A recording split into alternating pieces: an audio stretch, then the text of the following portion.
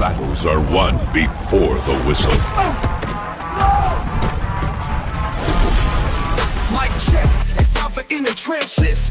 Bucs battles, tales from the benches. Hello everybody, welcome back to In the Trenches. Let's show some love to Manny and Gordon for making this happen. Without them, it wouldn't be possible. It's powered by Manny and Gordon. So go check them out at fightnegligence.com. All right. If you're a Buccaneer fan, you have to be having fun. Because even if the Bucs were losing these games, they would still be fun. The Bucs are a fun team to watch. And it's not always been that way, but a lot of that's to do with Baker Mayfield, we know. But right now, the Bucs are as much fun to watch as way back in the Tony Dungy years when those guys were playing amazing defense. This team is just, it's an odd anomaly type of a team, because if you'd have told me at the beginning of the year that Evans and Godwin and McMillan would be out, Bucky would be out, Kalijah Kancey would be out, and we would be beating these teams the way we are, I would say, come on. At 5-1, if we were 3-3 with the amount of injuries that we've had, I would have taken 3-3. And then I'm watching Baker Mayfield succeed in the fourth quarter, throwing to nobody with nobody blocking for him. This one of the craziest things I said yesterday watching the Buccaneers do their dismantling yesterday was I said, "Oh no, Haggard's down on the field." And I caught myself, I'm thinking, Haggard? I never even heard of Haggard till probably 3 weeks ago. Haggard, who's backing up that one guy for the one other guy who's backing up for the other guy. I'm starting to forget who was starting when, where, and how. But the Buccaneers are still figuring out ways to get it done. Ogbuka's out now for probably a week or two. So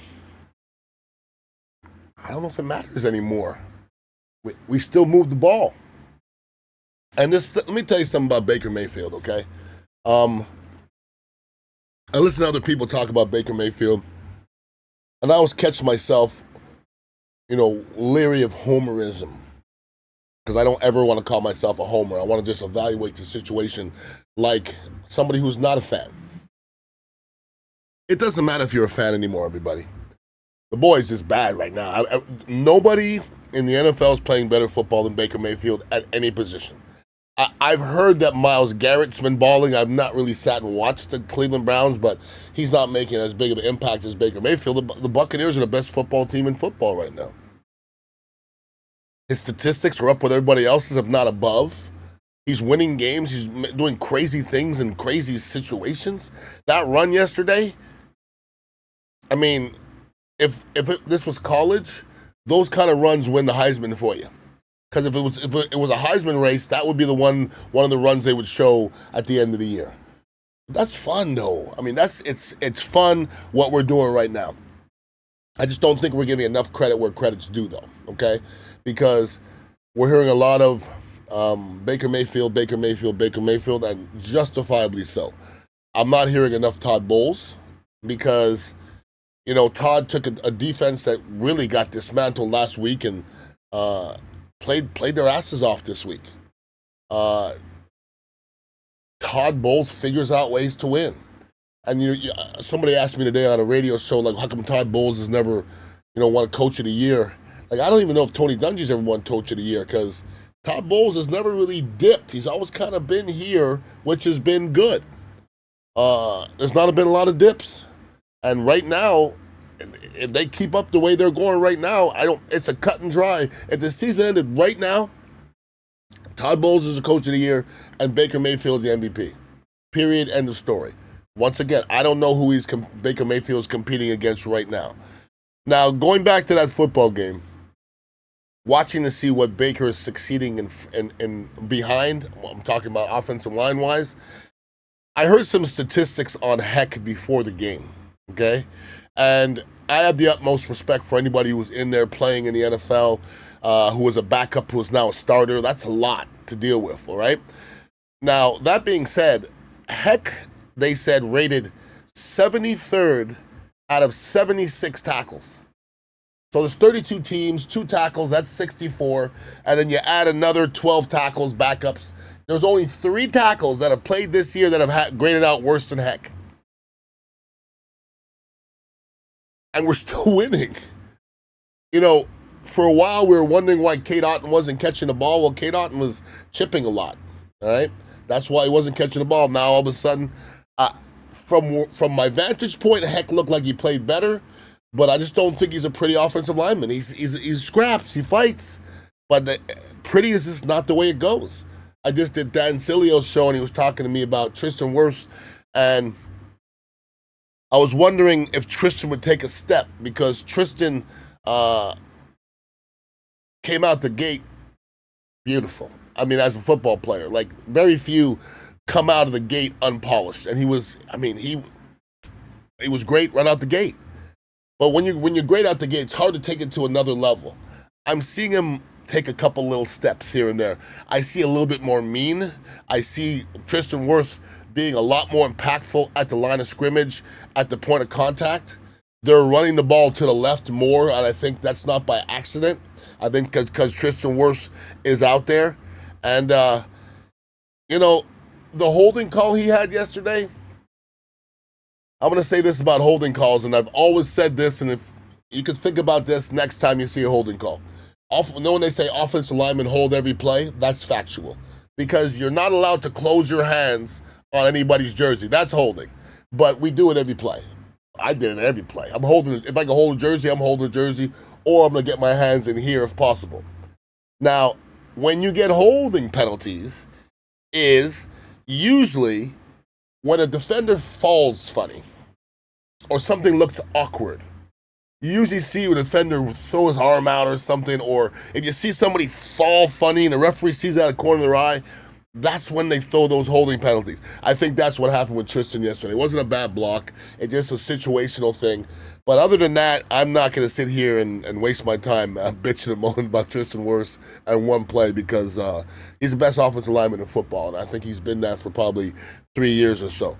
Now, talk about Baker Mayfield throwing to nobody. I'm not trying to diss these guys. I just never heard of some of these guys. When I see Johnson on the back of it, I thought it was Tej Johnson. It was Cameron Johnson. On Cameron Johnson's touchdown, Baker held that ball till the last possible second and got blasted. Now, that is an art. Okay, because if you know somebody's bearing down on you, about to blast you, and you wait till the last second to let go of a perfect pass, that not everybody has that in them. And Baker got blasted, got up, and talked his shit. That's why everybody loves Baker Mayfield. And then the Tej Johnson touchdown catch. Tej Johnson was flying down the field. Now, anybody who's played football, and I played football my whole life, running down the field full bore, full tilt, and catching a football, those guys make it look easy. But I'm telling you, to be running full speed and to reach your arms out and to catch the back end of a football. He didn't catch the front end of the football. He caught the back end of a football. That means, first of all, you have to have unbelievable concentration, and you have to have unbelievably strong hands as well. So that Tej Johnson catch, to me, was one of the better ones I've seen this year. And as the ball was going by him, I'm like, oh, he overthrew it. Like I said, he overthrew it. And then his arms came out, zoop, and then he caught the ball. So I love seeing beautiful plays like that. And we had a bunch of them offensively. You hate to see Buka go down.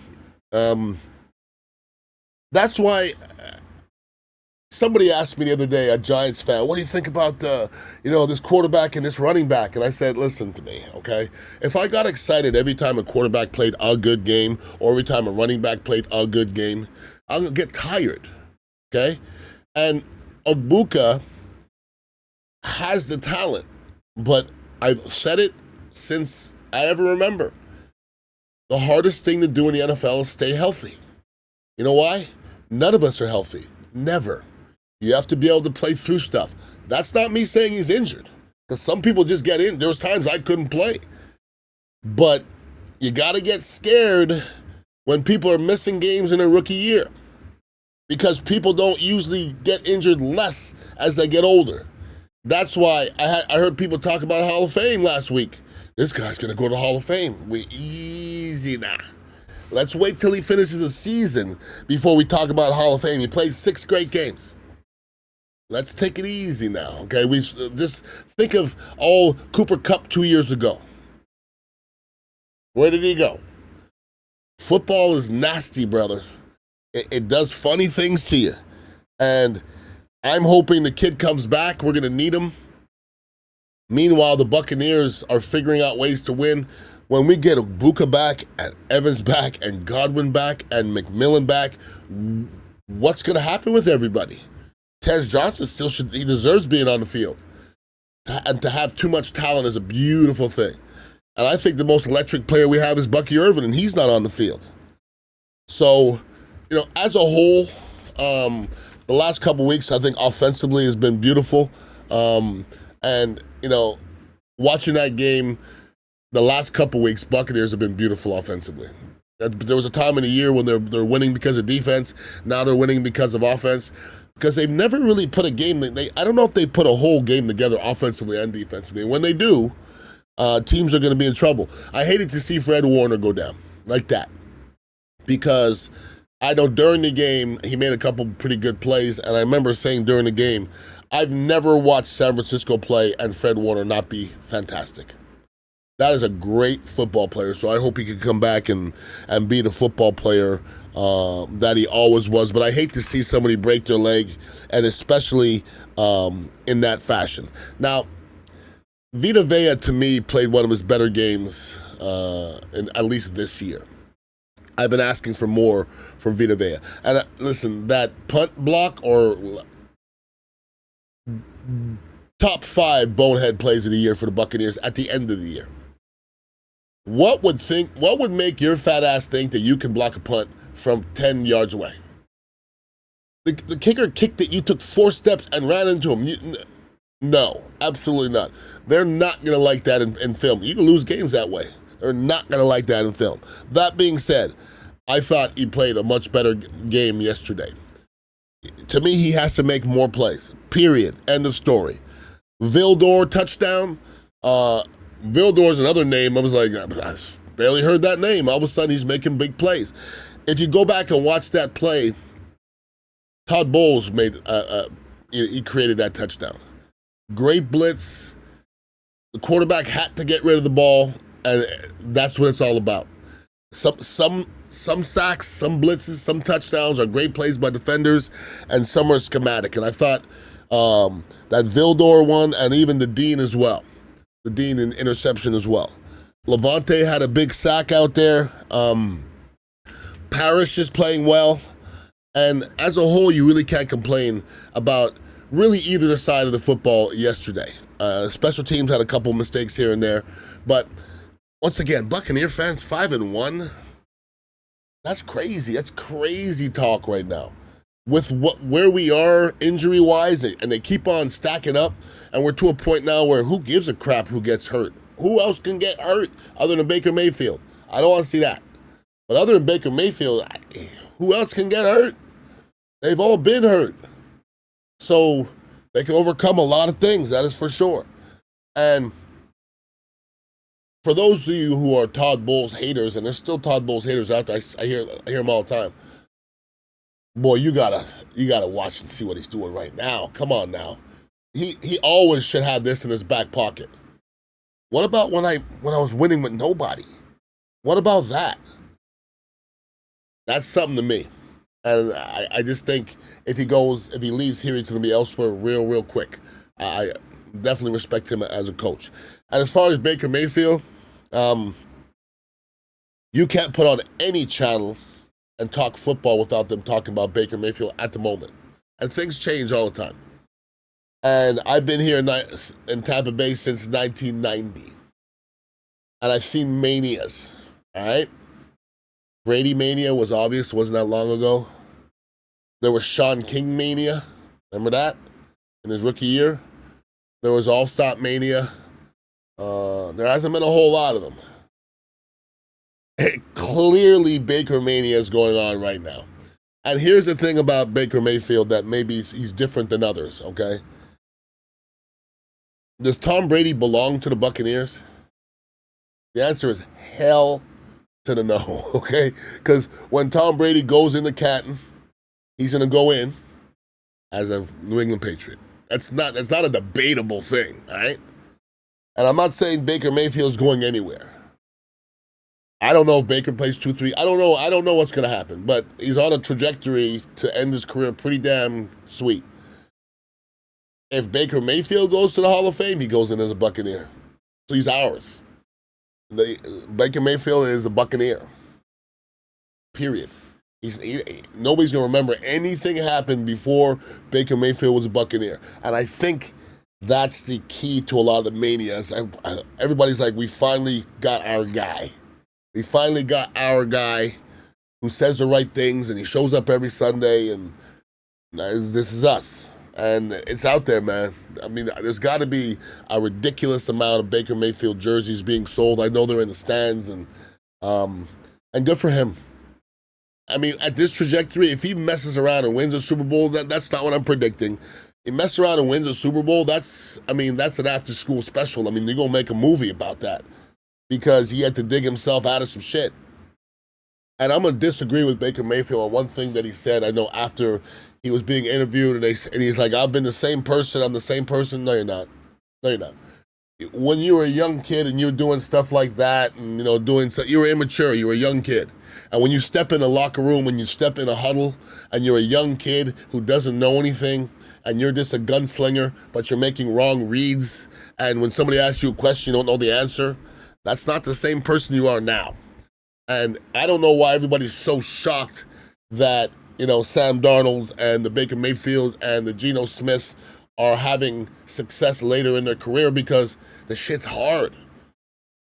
Just think of how many quarterbacks, say you're a fourth-round quarterback, okay, and you get put into the game, and you stink. Just like every other quarterback, whether you're the first pick or not. How many games do you think you get to stink? Not many. But I don't know how many didn't get a chance to develop themselves. Players like Baker Mayfield and Jameis Winston were picked so high, you at least got to give them 2-3 years. That's the way it goes. But being a quarterback in the NFL and looking good and excelling is the hardest thing to do in the world, I think. I can't think of anything that's harder. And I don't think anything else where so many people are depending on you. It's a lot of money you're dealing with. And if you're not right, your team doesn't win. And right now, Baker Mayfield is he's handling it the right way, that is for sure. If you're looking for somewhere to watch next week's game, Dignitary's doing a watch party at the Midtown A-Loft upstairs at the Surrey Mar restaurant. They got a nice little pool area, and they're going to have some big screens, and my guy Paulie's going to hook it up, and we're going to do it right. Some of my former teammates back in the day, I know Tony Mayberry is going to be there, and I think Mark Royals and Todd J. Armstrong and maybe a couple others. I haven't hit them up yet, but some of the former Buccaneers are going to be there, and I'm sure some of the Bone fans, and hopefully some Bone talent as well. So it's going to be a good thing to hang out. It's going to be drink specials and all kind of things like that. So A-Loft, Midtown, Surrey Mar upstairs. We're going to have the viewing party, watch the Buccaneers, hopefully beat the shit out of the Lions. But I appreciate you guys and girls tuning in every single week. Have a wonderful week, and please be safe. Peace out. Some lawyers want to look like superheroes on a billboard, but which lawyers are regarded as superheroes in the courtroom? Trust the expertise of board certification. Call Manny and Gordon or visit us at fightnegligence.com.